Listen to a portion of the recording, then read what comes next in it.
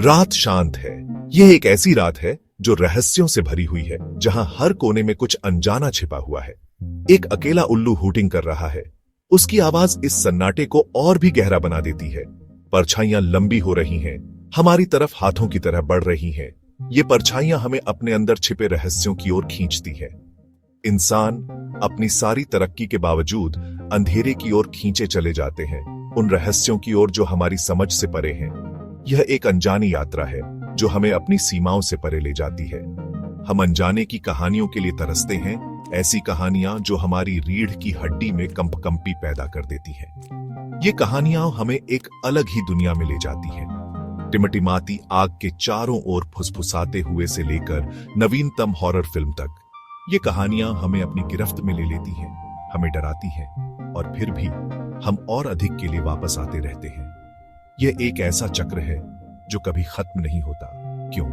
यह सवाल हमें हमेशा परेशान करता है। शायद यह डर का रोमांच है, हमारे मन की सुरक्षा में हमारे सबसे गहरे डर का सामना करने का एड्रेनालाइन रश। यह एक ऐसा अनुभव है जो हमें जीवित महसूस कराता है। या हो सकता है कि यह अनजाने का आकर्षण हो, यह मोहक संभावना कि हमारे देखने से परे कुछ छिपा है। यह एक ऐसा रहस्य है जो हमें हमेशा अपनी ओर खींचता है। कारण जो भी हो, एक अच्छी तरह से सुनाई गई डरावनी कहानी की शक्ति से इनकार नहीं किया जा सकता है। यह हमें बांध लेती है, हमें अपने जाल में फंसा लेती है।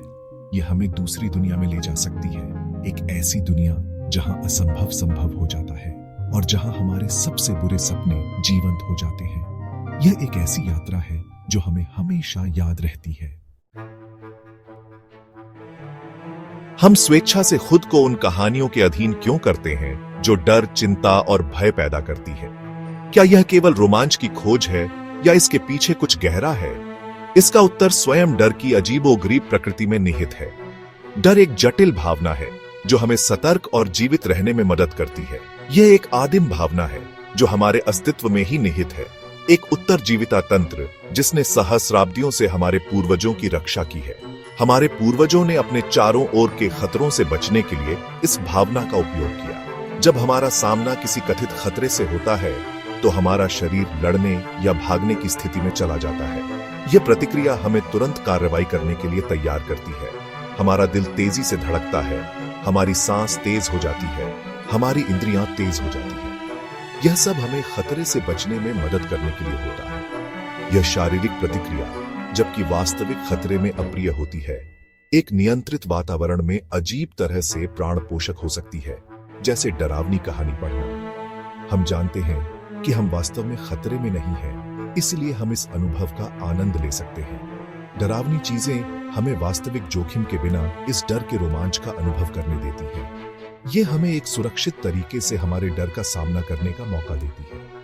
यह हमारी सबसे गहरी चिंताओं का पता लगाने, हमारी मृत्यु दर का सामना करने और अंधेरे से बाहर निकलने का एक सुरक्षित तरीका है। शायद थोड़ा हिल गया हो, लेकिन अंततः सुरक्षित। इस प्रक्रिया में हम अपने बारे में और अधिक जान सकते हैं और अपनी सीमाओं को समझ सकते हैं। वास्तव में एक प्रभावी डरावनी कहानी डर की सावधानीपूर्वक तैयार की गई सिम्फनी है। यह केवल जंप स्केयर्स और घोर के बारे में नहीं है, हालांकि इन तत्वों का अपना स्थान हो सकता है। असली आतंक प्रत्याशा में है, सस्पेंस का धीमा जलना, रेंगने वाला डर जो आपकी हड्डियों में रिसता है और आपको अंदर तक ठंडा कर देता है। एक कुशल कहानीकार माहौल की शक्ति को समझता है। वे शब्दों से विशद चित्र बनाते हैं, पाठक को परछाई और फुसफुसाहट की दुनिया में खींचते हैं। वे प्रकाश और अंधेरे के साथ, ध्वनि और मौन के साथ खेलते हैं। एक ऐसा वातावरण बनाते हैं जो तनाव से इतना भरा होता है कि आप उसे चाकू से काट सकते हैं। अज्ञात अक्सर झांत की तुलना में कहीं अधिक भयानक होता है। एक चरमराता हुआ दरवाजा, परछाई में हलचल की एक क्षणभंगुर झलक, रात के सन्नाटे में एक अस्पष्टीकृत ध्वनि, ये सच्चे आतंक के तत्व हैं। भारत संस्कृतियों और परंपराओं की अपनी समृद्ध टेपेस्ट्री के साथ कहानी सुनाने का एक लंबा और जीवंत इतिहास रहा है। हमारी लोक कथाएं अलौकिक कहानियों से भरी पड़ी हैं जो पीढ़ी दर पीढ़ी चली आ रही हैं। प्रत्येक कथन में डर और आश्चर्य की अपनी परत जुड़ती है। चुड़ैल और ब्रह्म राक्षस की द्वेषपूर्ण आत्माओं से लेकर विक्रम और बेताल जैसी कहानियों में प्रतिशोध की मांग करने वाले तामसिक भूतों तक, इन कहानियों ने सदियों से हमारी कल्पनाओं को स्टोइखियोमेनो किया है। वे हमारे सबसे गहरे डर और चिंताओं के साथ साथ अपनी दुनिया से परे की दुनिया के प्रति हमारे आकर्षण को दर्शाते हैं। ये कहानियां केवल मनोरंजन नहीं है, वे चेतावनी देने वाली कहानियों के रूप में काम करती हैं, जो हमें लालच, विश्वासघात और प्राकृतिक व्यवस्था के अनादर के परिणामों की याद दिलाती हैं। वे हमें परंपरा, परिवार के महत्व और बुराई को दूर करने के लिए विश्वास की शक्ति के बारे में सिखाते हैं। भाग 5। प्रेत बाधित हवेलियों का प्रेत बाधित होना जब दीवारें फुसफुसाती हैं। भारत अपने प्राचीन इतिहास के साथ अनगिनत किलों, महलों और हवेलियों का घर है, जिनमें से कई के बारे में अफवाह है कि वे प्रेत बाधित हैं। ये हवेली अपनी ढहती दीवारों, अंधेरे गलियारों और भूली हुई कहानियों के साथ अलौकिक के साथ द्रुत शीतन मुठभेड़ों के लिए एकदम सही जगह बन जाती है। भूतिया प्रेत, अस्पष्टीकृत शोर और अपने आप हिलने वाली वस्तुओं की कहानियां प्रचलित हैं। इन जगहों पर हवा ही अनदेखी उपस्थिति से भारी लगती है। इतिहास और त्रासदी की एक स्पष्ट भावना पत्थरों से चिपकी हुई है।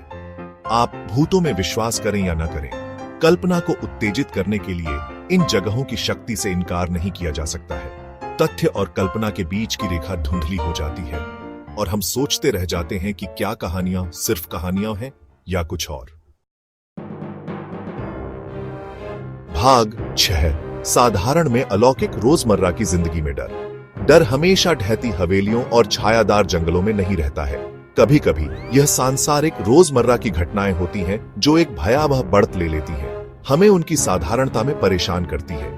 रेडियो पर एक जाना पहचाना गाना अचानक एक उदास स्वर ले लेता है। आईने में एक प्रतिबिंब जो स्वतंत्र रूप से हिलता हुआ प्रतीत होता है। एक गर्म कमरे में अचानक ठंड लगना। ये तुच्छ घटनाएं बेचैनी की भावना पैदा कर सकती है, ऐसा एहसास कि कुछ ठीक नहीं है। यह सामान्य का आतंक है। यह डर की सांसारिक भयानक में बदल सकता है कि हमारी दुनिया और किसी चीज के बीच की रेखा बहुत पतली है। भाग 7। जंप स्केयर से परे। मनोवैज्ञानिक डरावनी और उसका प्रभाव। जबकि घोर और जंप स्केयर एक आंत संबंधी प्रतिक्रिया प्राप्त कर सकते हैं, सच्चा डर अक्सर मनोवैज्ञानिक में होता है। यह डर हमारे दिमाग के गहरे कोनों में छिपा होता है। यह विवेक का धीमा खुलासा है, रेंगता हुआ संदेह और अनिश्चितता का एक स्थायी भाव। वह डर जो हमारे दिमाग के किनारों पर कुतरता है और हमें लगातार असुरक्षित महसूस कराता है, जो एक स्थायी प्रभाव छोड़ता है। यह डर हमारे विचारों में गहराई से जड़ें जमा लेता है। ऐसी कहानियां जो मानव मानस में तल्लीन होती हैं, अलगाव, व्यामोह और अकेलेपन की भावना को उजागर करती हैं और मानव मन की नाजुकता के विषयों की खोज करती है, जो किसी भी बाहरी खतरे से कहीं अधिक परेशान करने वाली हो सकती है। यह डर हमें अपने भीतर के अंधेरे का सामना करने के लिए मजबूर करता है।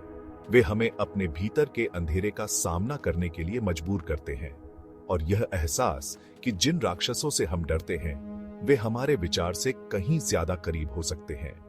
यह डर हमारे भीतर गहराई से बैठ जाता है। कहानी खत्म होने के लंबे समय बाद तक मनोवैज्ञानिक डरावनी बनी रहती है, संदेह के बीज बोती है और हमें वास्तविकता की प्रकृति पर ही सवाल उठाने पर मजबूर करती है। यह डर हमें अपने ही मन के अंधेरे कोनों में झांकने पर मजबूर करता है, संदेह के बीज बोती है और हमें वास्तविकता की प्रकृति पर ही सवाल उठाने पर मजबूर करती है। और यह डर हमारे भीतर गहराई से बैठ जाता है, हमें अपने ही मन के अंधेरे कोनों में झांकने पर मजबूर करता है। भाग 8। डरावनी की स्थायी अपील। हम वापस क्यों आते रहते हैं? डर, चिंता, रातों की नींद हराम होने के बावजूद हम बार बार डरावनी चीजों की ओर आकर्षित होते हैं। क्यों? शायद यह अनजाने का रोमांच है, हमारे मन की सुरक्षा में हमारे सबसे गहरे डर का सामना करने का एड्रेनालाइन रश। या हो सकता है कि यह भावनात्मक रिलीज हो जो डरावनी पेशकश करती है। कल्पना में अपने डर का सामना करके हम वास्तविकता में उन पर नियंत्रण पा लेते हैं। डरावनी चीजें हमें अपनी मृत्यु दर का सामना करने, हमारे मानस के सबसे अंधेरे कोनों का पता लगाने और अनुभव से बदलकर उभरने की अनुमति देती है, शायद थोड़ा बहादुर भी। कारण जो भी हो, डरावनी चीजों की स्थायी अपील से इनकार नहीं किया जा सकता है। यह एक ऐसी शैली है जिसने सदियों से दर्शकों को आकर्षित किया है और आने वाली पीढ़ियों के लिए ऐसा करती रहेगी। भाग 9 निष्कर्ष। एक ठंडक जो बनी रहती है। जैसे ही आग के आखिरी अंगारे मर जाते हैं और कमरे के कोनों में परछाइयां नाचती हैं, हम बेचैनी की भावना के साथ रह जाते हैं। हम जो कहानियां खुद को बताते हैं, पीढ़ी दर पीढ़ी चली आ रही कहानियां, वे हमारे साथ रहती हैं, अंधेरे में फुसफुसाती हैं, हमें याद दिलाती हैं कि दुनिया एक अजीब और अद्भुत जगह है, सुंदरता और आतंक दोनों से भरी है। और जैसे ही हम लाइट बंद कर देते हैं और सो जाते हैं, हम मदद नहीं कर सकते लेकिन सोचते हैं, हमारी दृष्टि से परे परछाई में क्या छिपा है? कौन सी अनदेखी ताकतें हमारी दुनिया को आकार देती हैं? और क्या हम वास्तव में अंधेरे में अकेले हैं?